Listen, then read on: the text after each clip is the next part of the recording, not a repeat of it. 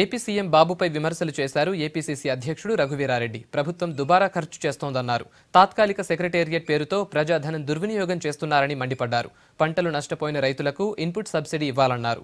కేంద్రం నుంచి నిధులు తీసుకుని రావడంలో సీఎం చంద్రబాబు విఫలమయ్యారన్నారు. రాష్ట్ర ప్రభుత్వం పోయిన 2 సంవత్సరాలది 13, 14, 14, 15 ఇన్పుట్ సబ్సిడీ రైతులకు విడుదల చేయలేదు. 15, 16ది కేంద్రం నుంచి సాధించడంలో వైఫల్యం చెందినారు. ఒకప్పుడు క్రాప్ హాలిడే ఇచ్చేవాళ్ళు, ఇప్పుడు అగ్రికల్చర్ హాలిడే ప్రకటించేస్తున్నారు. వీళ్ళు మీరు చేస్తుంది సరైనది కాదు, దుబారా చేస్తా ఉన్నారు. You are the costliest chief minister in the country.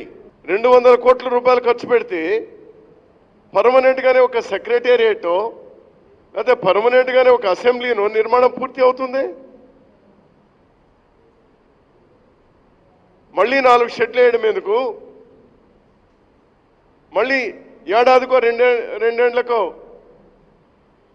మళ్ళీ దానికి కూల్చడం ఎందుకు?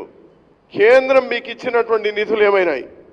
మీకు ఇచ్చింది 1500 కోట్లు ఇచ్చింది. మీరు 4 లక్షల కోట్లు అడిగినారు. 4 లక్షల కోట్లు అడిగినారు. తీసుకోండి. 1500 కోట్లు ఇచ్చినారు. 1500 కోట్లు ఏదో ఒకటి పర్మనెంట్గానే కట్టేసేయండి.